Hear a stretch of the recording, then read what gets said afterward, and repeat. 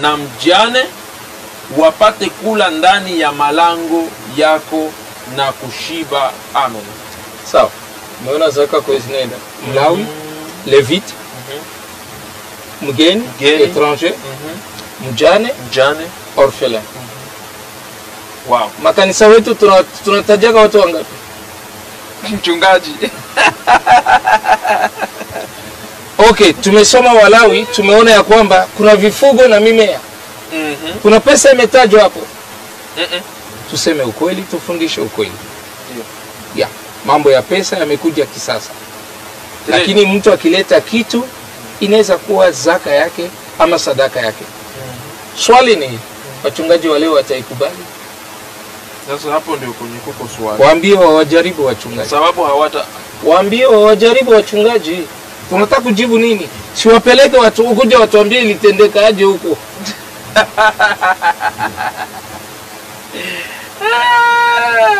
Mtangazaji ama mtazamaji, ikiwa una swali, si wametumia maandiko? Ndio. Watuambie majibu likuaje.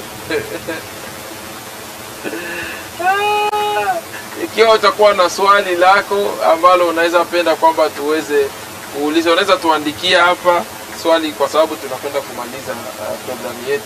Tunasema kwamba tutakawia sana, lakini tutaendelea zaidi. Hii ni somo kubwa ambalo tuko nayo kuhusu mambo ya zaka na takumi. Nafikiri siku inayokuja, wiki inayokuja, mchungaji atatufafanulia zaidi tofauti na zile zaka ambazo tunaziongea. Atuambie kwa nini, kwa sababu mchungaji, nikiangalia kwa Waislamu wanakuwa na zaka tofauti. Wanakuwa kama na zaka, sijui wanakuwa na nini, na wao wana believe kwa ile donner le monde pauvre, ndio wao wanaamini kwamba sema zile wanapopana zile zaka sasa zinapunguza dhambi. Ndio vile nilisikia hapo katika grupu kuna mtu alisema kwamba wanapotoa zile zaka zinawasaidia kupunguza dhambi zao kwa Mungu. Tujui, sitaki criticize kwa sababu sina ukweli wowote. Sijui nitasema nini katika hayo mambo. Tunazungumzia kuhusu Biblia, neno lake Mungu. Atuzungumzie kuhusu Qur'ani.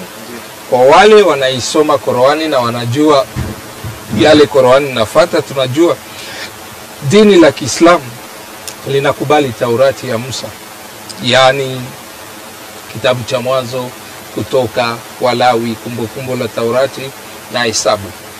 Wanakubali hivyo vitabu kama kuwa vya Musa, na Musa kuwa kiongozi katika mambo ya dini ya Kiislamu.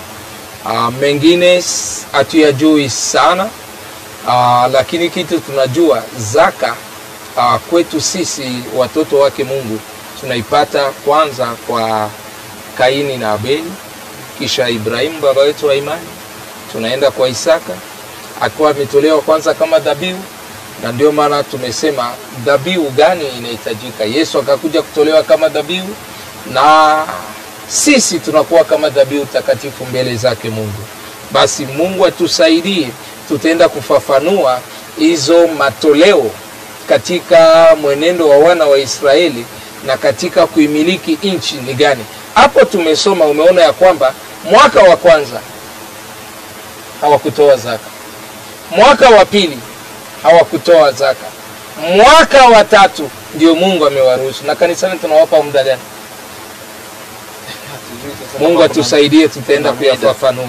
Unakutana mtu, ndio maana wanakimbia makanisani. Hata Mungu mwenyewe aliwapa wana wa Israeli muda. Hapa mnakuja muangalie, lakini sisi tunafanya nini? Na ndio maana tunasema yale Ibrahimu alimtolea, yale Yakobo alimtolea, ilitokana na roho yake, sio Mungu amemlazimisha.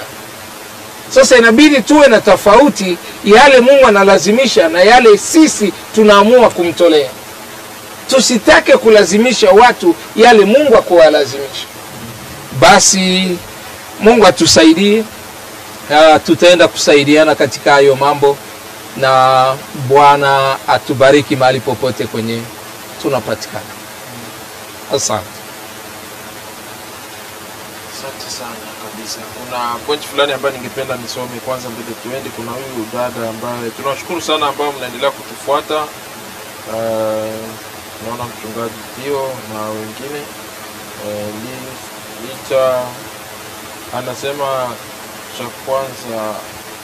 cha kwanza tunakula le 10 mai tunakula le 10 mai ya Mungu. Pili, yenye inaweza kutusaidia mayatima, wagonjwa, wajane wenye hawatuwezi. Sasa watu wenye wanakula hii pesa ya watu wataulizwa na Mungu. Ndio. Kisha ndugu akasema hapa, those who preach the gospel eat from the gospel. Yes. Lakini hajamaliza. Alisema tu. Yeah. Walawi walichaguliwa na Mungu kuifanya kazi ya Mungu. Walikuwa nakula lakini hiyo sehemu yao kula Mungu ndio aliamua ni gani wataikula. Wako nakula kila kitu. Na wakutumia huyo mstari kwa kusema wanakula. Chakula chao kina mahali kwa hiki kinatoka. Na sisi wakati tunahubiri injili tunajua mahali kwenye inatoka. Ndiyo tutakula nini tutayoikula. Sio mtu anaenda kuiba pesa na tuletea anasema ya kwamba hii ni cha 10 yangu. Na ulijua ameiba. Mchungaji, sasa hapo ni swali. Tumepata makanisa mingi huko nasikia aseme hata kama unaenda kusharati unaenda fanya unaleta kanisani zikifika pale zinatakaswa ziko sawa. Nimesikia historia za wachungaji wengi unasikia sema kuna shida. Ukileta zikifika hapa zinapekewa mkono zinatakaswa. Je, hiyo kweli ni sadaka? Kwa sababu watu wanataka sadaka ama Mungu atusamehe. Mtawajua kwa matendo yao. Kabisa, Mungu atusamehe sana. Mtawajua kwa matendo yao. Mungu atusamehe sana. Mchungaji, neno la mwisho, nafikiri tunakwenda kumaliza. Neno la mwisho ambalo naweza kuliongeza ama kuliongea ili tuweze kufunga kipindi chetu. Tutasema tunamshukuru Mungu kwa kutusaidia kuweza kuchangia katika sadaka, zaka, matoleo. Tumewaambia kwa kifupi kwa jinsi tunaweza kuyatumia, lakini Mungu akitusaidia tutaenda kufafanua zaidi. Ni mafundisho yanaweza kuchukua muda na tutaenda kufuata vipengele. Hatutawaambia mawazo yetu, fikira zetu, au kanisani kwetu tunafanya nini. Tutawaambia yale Mungu anasema kuhusu hayo mambo katika Agano la Kale, katika Agano Jipya, na nini litendeka katika kanisa la wamitume. Je, walitoa sadaka? Je, walitoa matoleo? Inabidi hayo mambo yote tuyajue, kwa sababu tunasema nini? Sisi tunafuata nyayo zao, tunafuata matendo yao. Basi maandiko yatatuonesha kwa jinsi tunayoyafuata matendo kama tuko katika njia zake Mungu ama la. Kitu tunapaswa kujua ni ya kwamba tuko nyakati za mwisho. Maneno yalisemwa ya kwamba yatatendeka tunaenda kuyaona. Maovu yanakuwa mengi, uongo unakuwa wengi, watumishi wa tumbu wanakuwa, watumishi wa uongo wanakuwa. Tutaenda hata kuona mahali kwenye Agano Jipya linatueleza cha 10 chenye sistahili kuitishwa kinaitishwa na watumishi wake wa Mungu, na hao sio watumishi kamilifu wake Mungu. Lakini katika maandiko tutaenda kufafanua kuona ya kwamba jambo kama hilo alikuanza leo, lilianza kabla Yesu kuja, na baada ya Yesu kuja watu walilitenda, waliendelea kuyafanya. Leo tukisikia watu wanauliza vitu havitakikani, si jambo lipya kwa Wakristo, si jambo jipya kwa wale wanasoma neno lake Mungu. Mungu atusaidie zaidi ya yote, siye tuwe dhabihu takatifu na yenye kukubalika mbele zake Mungu, ili matoleo yetu iambatane na moyo wetu, maisha yetu, na ni hapo kama sisi wenyewe ni wasafi, sisi wenyewe tunatakasika, sisi wenyewe ni dhabihu takatifu, matoleo yetu yatakuwa manukato mazuri mbele zake Mungu, na Mungu atusaidie. Asante. Wow. Asante sana mchungaji, tunashukuru sana. Najua kwamba tumekuwa na usiku mrefu na tutaendelea bado kuzungumza kuhusu hii topic zaidi kabisa, kwa sababu ni topic ambayo tunahitaji watu waweze kuelewa. Maana neno la Mungu linasema tumtumikie Mungu kwa moyo, kwa mwili, kwa kila kitu chetu. Wakati ambapo Mkristo unatoa sadaka, uelewe kwamba unampatia Mungu. Ukweli ni kwamba sadaka haziendi mbinguni tena, zinatumika katika kazi ya Mungu, hazikuwahi kwenda mbinguni. Yeah. No, tunasema sasa, unaona kama ile wakati walikuwa wanafanya ile kufanya madhabahu, kisha unaweka ng'ombe juu, unachoma sijui ile moshi, hazikuenda mbinguni, zilikuwa zinachomwa chini. Si moshi wanasema ilikuwa zilikuwa zinakubalika juu, kubalika juu. Yeah. Hazikuwa zinaenda mbinguni, zilikuwa zinachomwa chini. Sasa wale watu wanasema kuna account mbinguni. Haiko hiyo account, tunazikulaga hapa chini. Zinaliwa na watumishi wake Mungu hapa chini. Hakuna malaika wanakujaga kuchukua sadaka anazimpandishia Mungu. Hapana. Haikuwaje. Tunazikula hapa nchini, tena na roho moja, na roho safi, roho baridi, kwa sababu ni haki yetu. Kwa roho baridi ni haki yetu. So mchungaji unataka kufanya watu waende wasome masomo ya uchungaji ili wakuwe wanazikula sasa. Mtume Paulo anasema nimefanywa kuwa mtume, sio na wanadamu, sio na chuo kikuu, lakini na Yesu Kristo. Ukipendelea kwenda chuo kikuu, enda fanya yale utataka kuyafanya, lakini kama hujaitwa, naye Mungu akuisa. Mungu atusaidie. Asante sana. Tunashukuru sana mchungaji, nafurahi sana kabisa kusikia hayo mambo. Mimi binafsi nimejifunza na nimeelewa kabisa. Naona ndugu kabisa wanaendelea kutufuatilia zaidi na kuendelea kutufuatilia kwa kila jambo, na tunajua kwamba Mungu atakwenda kututetea zaidi na tutakwenda kubarikiwa. Na jambo la mwisho ambalo mimi naweza kusema mchungaji ni kwamba mimi ningependa kuzungumzia jambo la mwisho, ni kwamba nitakuwa hewani kesho tena. Nitakuwa nazungumzia jambo fulani ambalo nimejisikia niweze kulizungumzia kesho, na hili jambo litakuwa ni jambo ambalo tunalizungumzia kuhusu mchungaji, sijui kama umewahi kuelewa na wewe. Umewahi kuona watu wetu sana, watu wa kwetu, mtu anafanya kazi, lakini unakuta kwamba mtu bado anasema kwamba sijawahi kutumika, hii haiko ndo kazi yangu. Swali ambalo tuko tunazungumzia, tutaongelea kesho. Kwa nini sisi watu weusi, ama sisi wa Afrika, ama sisi wa Kongo, ama wa Kenya, ama Uganda, unakuta mtu anakuambia kwamba this is not my job, hii sio kazi yangu.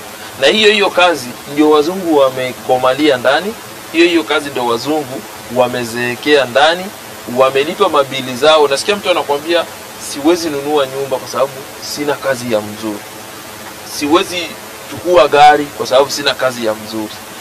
Na swali la kesho ambalo tunakwenda kuliongelea, je, ni mpaka lini ambapo tutapata makazi mazuri?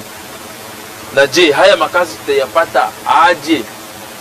Wakati wazungu yale makazi ambao wanasema sio mazuri, ndio yenyewe wale wazungu na wengine wanajenga eko maisha yao. Wao ndio maisha, kila kitu wanafanya ni ile kazi, lakini wewe kwenye huko unasema kwamba bado my dream job bado. Sasa swali ni kwamba je, dream job inakuja vipi? Ndio tumejiandaa. Unakuta mtu anakuja hana hata kitabu, hana hata grade 12, mimi anakuambia dream job. Ndio kitu tutakuwa tunaangalia kesho.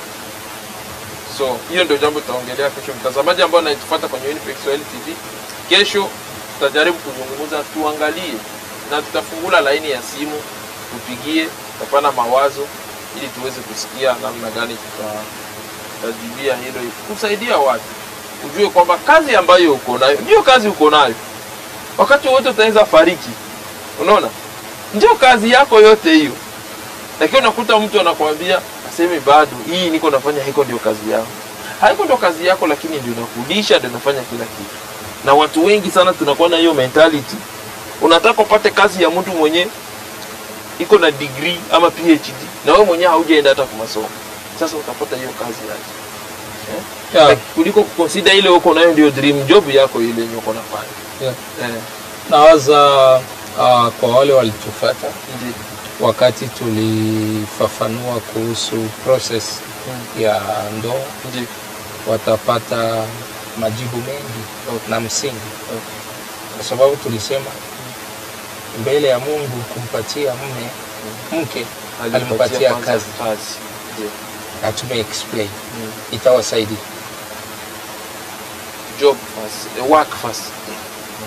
Na kuna tofauti ya work na job. Sasa wakati unasema dream job yako ama dream work yako,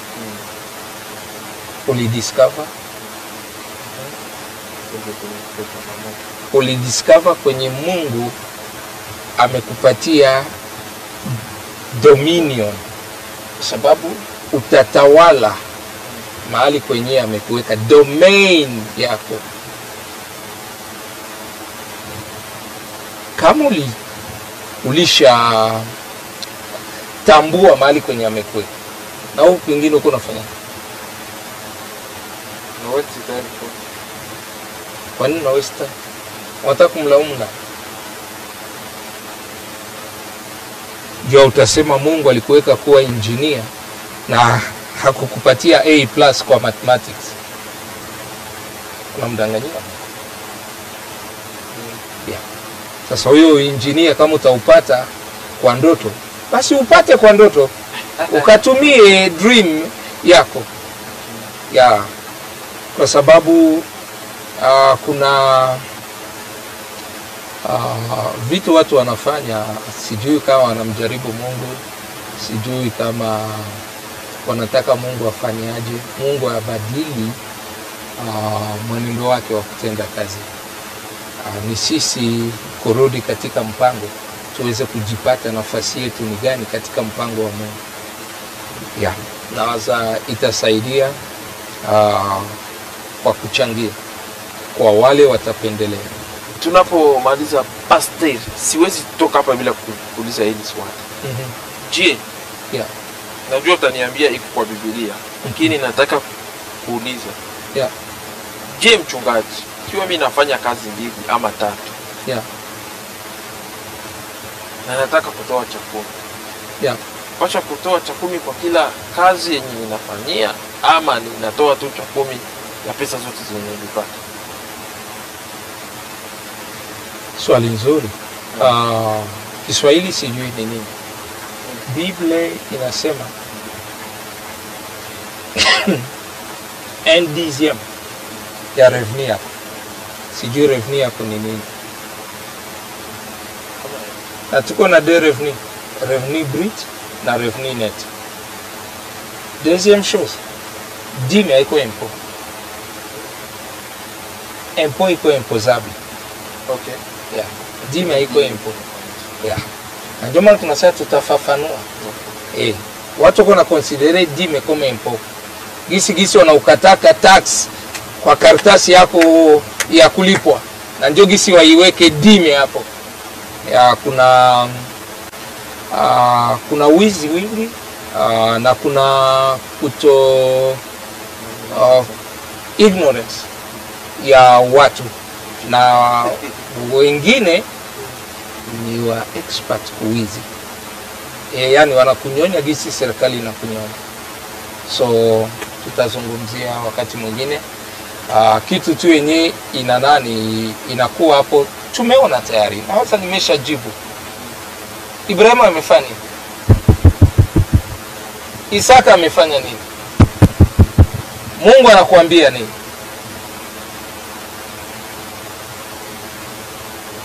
Shida na kwa gani? Wakupatia dola 100. Rahisi sana kutoa dola 10 kama chakula. Wakupatia 1000 na kwa shida. Inaanza kwa shida. Ukipata 10000 sasa. Ndio maana Mungu anasema ufanye nini? Jaribu. Kwa sababu anajua. Jaribu sasa limeingia. Tutafafanua zaidi. Hapo kabisa mchungaji hapa. The higher you go, the cooler it becomes. Kabisa. Hapo sasa ndio. Hapo kabisa mchungaji hapo. Kwa dola 10 kutoa moja ni rahisi.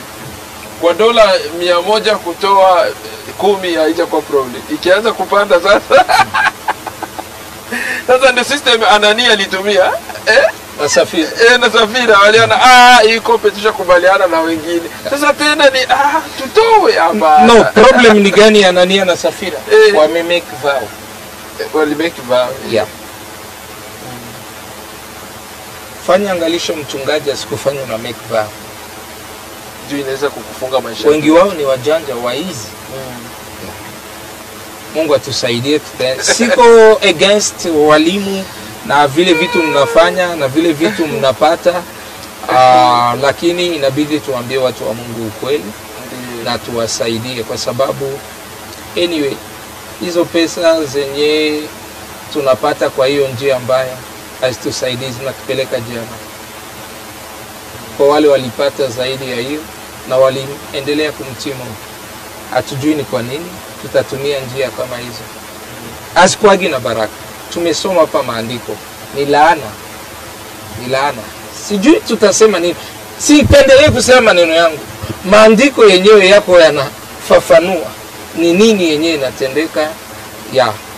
Yaani ni katika hiyo hali mtumishi wa Mungu.